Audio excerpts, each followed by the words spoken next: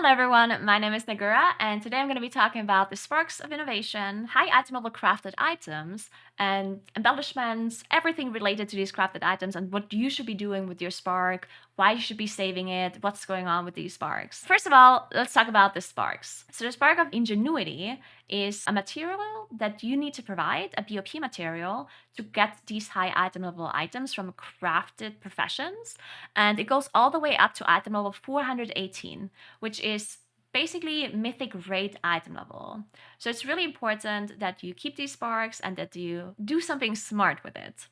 Now, these sparks are actually heavily time gated. You get one at the end of your main campaign. So you should be having one spark of ingenuity right now. When the raid comes out, which is 2 weeks after Dragonflight came out, you get your second spark. 2 weeks later, you get a third until you have 5. And then once you have 5, they will be unlocked and you can get as many as you want, basically. But that means when the raid comes out, everyone will only have 2 sparks in total. And the way these sparks work is that you need 1 spark for any of these high item level items. So at the start, when the raid comes out, you will only be able to have 2 high item level crafted items on any character, because these sparks cannot be traded around. The crafter cannot provide it for you. You need to be the one that provides the spark. And because they're so heavily time gated, you can only have 2 high item level crafted items equipped for 2 weeks when the raid comes out. Afterwards, you can get a third one and a fourth one and so on. But it's pretty important to do the correct thing with these sparks early on. So almost every single item requires 1 spark only, except 2-hand weapons. If you want to craft a 2-hand staff or a 2-hand sword or whatever, then that one will cost you 2 sparks and not just 1. Then, why is it so important to craft the correct item? First of all, these items go all the way up to 418 item level, which, as I said, is like mythic item level. But then additionally, there's also something called embellishments, which is basically enchants. And these enchants only go on profession items.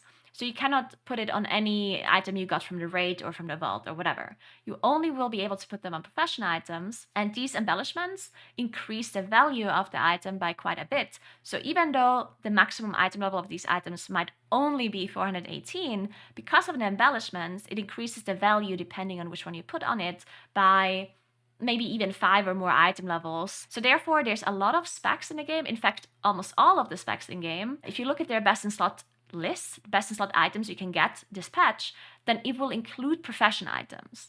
There's quite a few profession items that will be best in slot for the whole season. So that is why it's so important to craft the correct ones and to understand how the system works. I will be talking about embellishments a bit more in detail at the end of this video, because I don't want to overcomplicate things right now in case you don't know what's going on, but I will be talking about it later, and I will also recommend which embellishments you should be going for early on. I think most of you already understood how work orders work. You can just go to the work order person, or you can do a private work order, and you can ask a crafter to craft something for you. That means that you don't need to have the profession yourself to be able to get these high item level items. You can ask a crafter to craft a 418 item level for you. But as I said earlier, the BOP materials, for example, the Spark of Ingenuity, needs to be provided by you, right? So the crafter cannot give you these BOP materials. You provide them through the work order. So that means no, you do not need to have a profession to get these items. But yes, you do need to provide these BOP materials to be able to get the items crafted for you. Now let's talk about recrafting and upgrading. If you have already spent your Spark of Ingenuity because you didn't know about this thing, then the good part is that you can actually recraft items.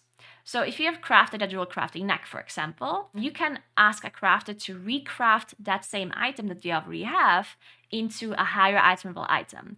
They can also add an embellishment for you, and they can also change the stats for you. So yes, if you already have an item, it can be upgraded all the way to 418 still, and you can also put an embellishment on it still as well. So that is good news for people that already crafted something. Now, the one thing that recrafting cannot do is it cannot change the item into something else. So if you have crafted a jewel crafting neck, you won't be able to turn it into a ring or turn it into a different jewel crafting neck. The item itself stays the same. You can just change the item level of it by providing different materials. You can add an embellishment on it by providing the materials and so on. Then let's talk about the additional BOP materials you will need to upgrade these items all the way to 418. So there's 2 different BOP materials in addition to the Spark of Ingenuity that you need to provide to upgrade the items. The first one is called Primal Infusion. Primal Infusion will allow you to upgrade the items to maximum 405 item level. And this Primal Infusion is a combination, like you need to combine multiple materials together to create it. First of all, you need 100 Primal Chaos, which a lot of people already have a lot of Primal Chaos, but once the season starts, once the raid comes out, there will be more available then, because they drop in Plus and they drop in PvP and in the raid, so you will be able to get more Primal Chaos then.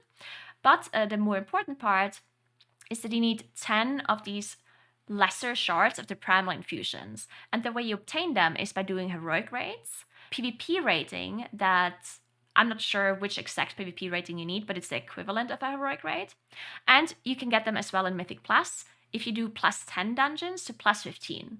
So if you do between 10 and 15, you will be able to get this material that you need to combine 10 of plus 100 Primal Chaos, and then you get this 1 Primal Infusion. And then you can give it to a crafter to upgrade your item to maximum 405 item level. In addition, Primal Infusions are also received by getting the maximum amount of renown for each faction. So if you get 25 renown for Dragon Scale Expedition, you will also get 1 Primal Infusion, and for all of the other renowns as well. Then the next upgrade for those profession items is called Concentrated Primal Infusion. That's the same thing, just a little bit better quality, and you will be able to upgrade items to 418 item level with this one. Now, the materials for this one to be able to combine this Concentrated Primal Infusion drop in Mythic raids, so in the Mythic Vault of Incarnates, in Mythic plus 16 dungeons and higher. And also they drop in rated PvP if you have the equivalent of the PvP rating in comparison to like the Mythic raid. I don't know the exact number, unfortunately. Then let's talk about PvP items as well. You can craft PvP items that scale up in PvP all the way to 424 item level. And these BOP materials that I just talked about, this Primal Infusion and the Concentrated Primal Infusion, do not change the PvP item level scaling. So you can craft the base item level that requires the Spark of Ingenuity, and it will already scale to the maximum amount in PvP. So you do not need to provide Primal Infusions or Concentrated Primal Infusions as a PvP player. But you can still provide those infusions and increase the item level of the item, but it will only increase the PvE item level of it, okay? So if you're a PvP player, you don't necessarily have to care too much about these infusions unless you want your item to also be higher item level in PvE as well. Then let's talk about embellishments. Now, embellishments are, I guess, the thing that most people are interested in because they don't know which embellishments they should be choosing for the items, especially at the very start when you can only craft 2 items. So there's some items that come with embellishments already on them. Let's actually go in game and then I can show you. Either you can go to the work orders and go through it there, or you can just like look, if you have the profession yourself, you can look at it. So for example, this Elemental Lariat here, which is a dual crafting neck, this one already has an embellishment on it. You can see if you mouse it over, it's already there. So that means that you cannot change the embellishment on this one. If you craft this item, it comes with this embellishment. Now, usually, these embellishments that are already on the items, they are specifically only on this item. So you cannot take this embellishment that is on this neck and put it on a different item, like on a ring or on a weapon. So usually all of the items that have an embellishment on it, they are unique for this item. So let me show you the one for jewel crafting. So for example, this ring here, it's a 3d4, it requires a Spark of Ingenuity, but it does not have an embellishment by default. So what you can do is you can add an embellishment. Which ones you can add, you can actually check in the crafting orders here. So if you go to any sort of armor type, let's say this one here, you can click on add embellishment. And now you can see which kind of embellishments can actually be put on these items. And you can do this on these crafting orders as well. Now, one thing that you have to keep in mind is that most of these embellishments here that you can see, they go on all of the items except weapons or trinkets or items that already have an embellishment on it. So basically, every crafted item that is not a weapon, not a trinket, and doesn't already have an embellishment, these embellishments that you can see right here can be put on all of them. So for example, this one here that is called blue silken lining. This blue silken lining can be put on bracers, it can be put on a ring, on a necklace, on shoulders, on a belt, can be basically put on anything, but some of them cannot be put on weapons, and no embellishments can be put on trinkets. Trinkets cannot be embellished at all. Then, the only exception that is a little bit of a different item is weapons. So if you look at weapons, some of them have unique embellishments that can only be put on weapons. For example, something called bronze grip wrappings. This embellishment, this is exclusively for weapons. So this cannot be put on rings or necks or whatever, right? So this sounds really complicated, but in total, there really aren't that many embellishments. So if you figure out what the best ones are for your spec, then you will be able to figure out, okay, this is the best embellishment for me. Where can I put it? Can I put it on bracers, on ring, or can I only put it on a weapon? Or is it already in a certain item? And then you can figure it out that way. So there's a lot of best in slot lists that say that your best embellishments for your class is going to be bronze grip wrappings and blue silken lining. And the reason why I know this is because it sims the best. In SimCraft, it will 100% sim the best, because usually when you're simming, you sim a 5-minute patchwork single target fight. Now the problem with these embellishments though is that the blue silken lining embellishment, the one that I showed you earlier, this one, you can see well above 90% health, gain mastery. Now the problem with this is you have to be above 90% health to get this bonus.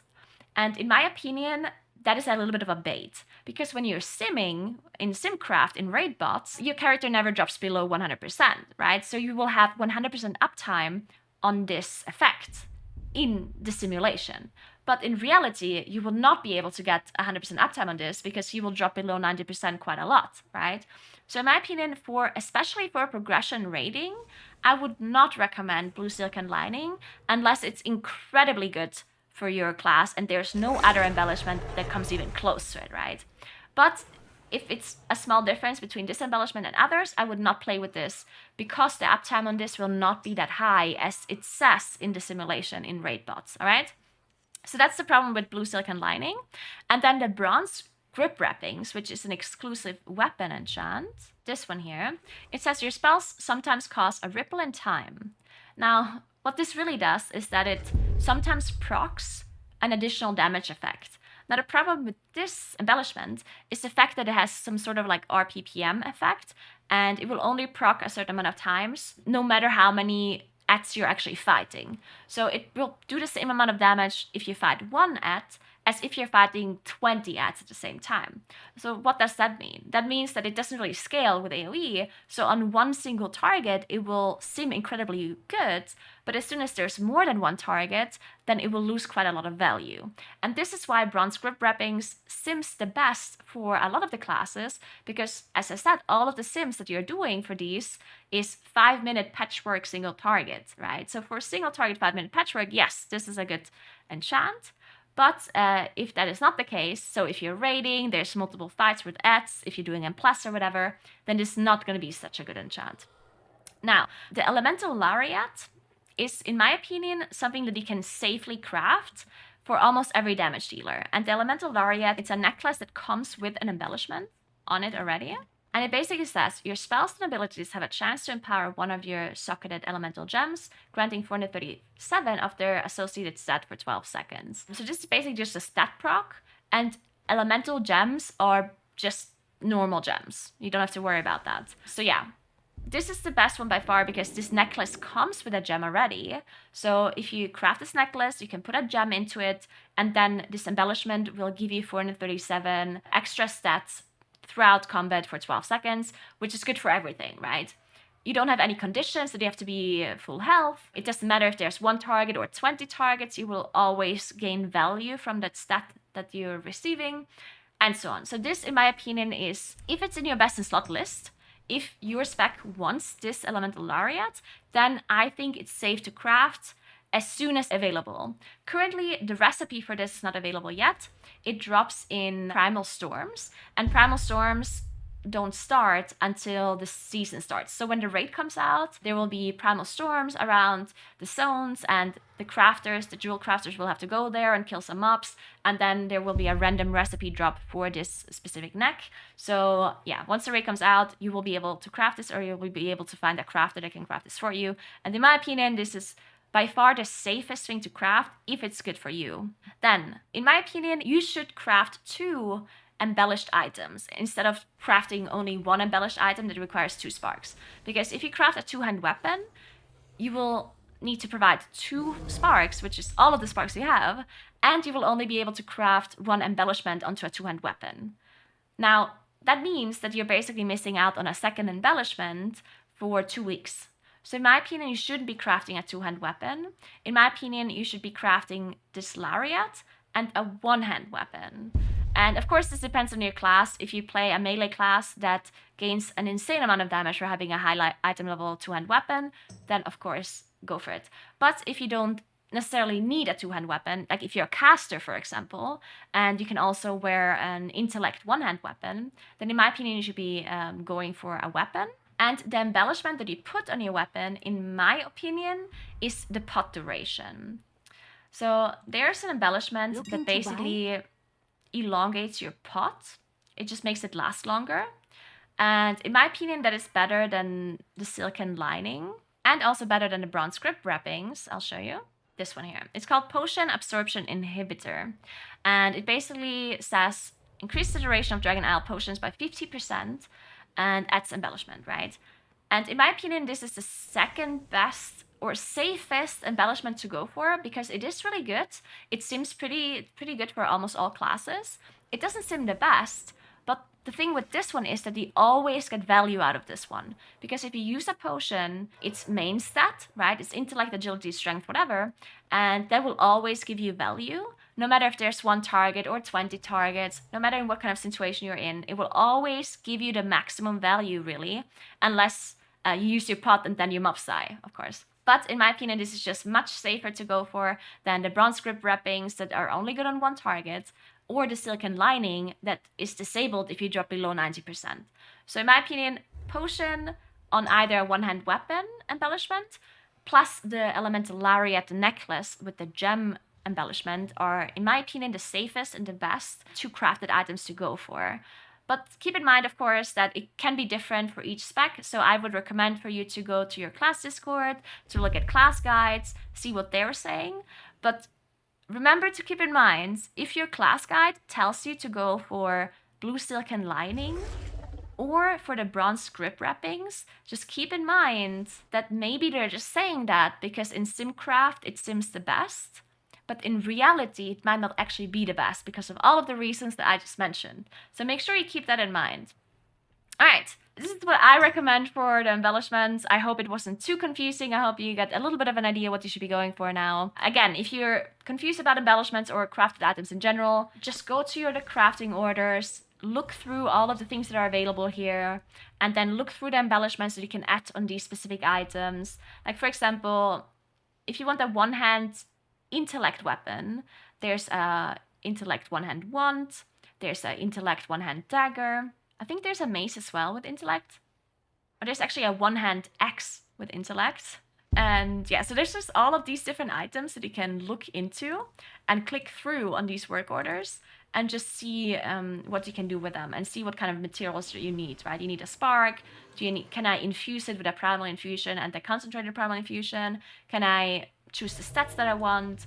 Can I put the embellishment that I want on this item, right? So one more thing I wanted to mention before we end this video is that crafting 418 item actually requires a really good crafter because you need to provide the concentrated primal infusion plus the spark of ingenuity to be able to get it to 418, but the crafter also needs to craft it on quality 5. As soon as you add an infusion of any sort, there will be 5 quality steps. It can be quality 1, quality 2, 3, or 4, or 5. And it will only be for 18 item level if it actually is quality 5. And to be able to craft that, guaranteed, the crafter needs a lot of knowledge in their profession, needs to specifically have put that knowledge into that certain skill tree as well. Because if you open up your skill tree for any profession, there's different things that you can specialize in. For example, I specialize in jewelry and into necklaces specifically. So I would be able to craft this elemental lariat, a necklace, on probably rank 5 quality at some point if I have all of the highest materials. But if there's another Druid crafter that focuses on rings and didn't put any points in necklaces, then they might not have the skill required to be able to craft it in quality 5. And there might not be that many crafters that can actually do the quality 5 crafts really early on, because right now we are very limited in how much knowledge we can get for these professions. Once the raid comes out, once the raid gets released, we will be able to get more knowledge and we will be able to specialize into these things more. But I think the amount of crafters that can really do guaranteed rank 5 quality for 18 items is going to be pretty limited. So it would be a good idea to try and find a crafter, maybe within your guild or friends or someone on the server that you know, that will specifically go for this specialization for the item that you want. Because crafters also have limited work orders they can do. So let's say there's only one single crafter on your server that can craft a 418 guaranteed one-hand dagger, and you really want this one-hand dagger, that crafter can only do a certain amount of work orders per day. So if you're messaging them too late and then it's like, hey, I heard you can do the quality 5 dagger, then they might be like, oh, actually I've already made all of the daggers for today and I can't make any more, right? Then you might have to wait a day, or maybe the crafter even has a list of people that are in a queue and you won't be able to get your item for multiple days. So definitely keep that in mind. And yeah, that's it. I will also make a video where I'm going to talk about what you need to do to be able to craft for 18 items guaranteed. So if you are a person that wants to do the profession yourself, if you are a jewel crafter or a blacksmith or whatever, and you want to be able to provide these 418 items guaranteed with quality 5, then you should check out the other video that I'm going to be uploading as well, where I'm talking about how to be able to get the knowledge, how to be able to calculate how much knowledge you require, and all that kind of stuff. And yeah, that's it about this video. I hope I helped you understand the system a little bit more. I will link all of the things in the description below that I mentioned. And yeah, thank you so much for watching. Remember to subscribe to the channel if you haven't yet. If you have any questions, ask in the comments or go over to my stream at twitch.tv/Naguura and I'll be happy to answer any questions you have. Have a nice rest of your day and I'll see you in the next video. Goodbye!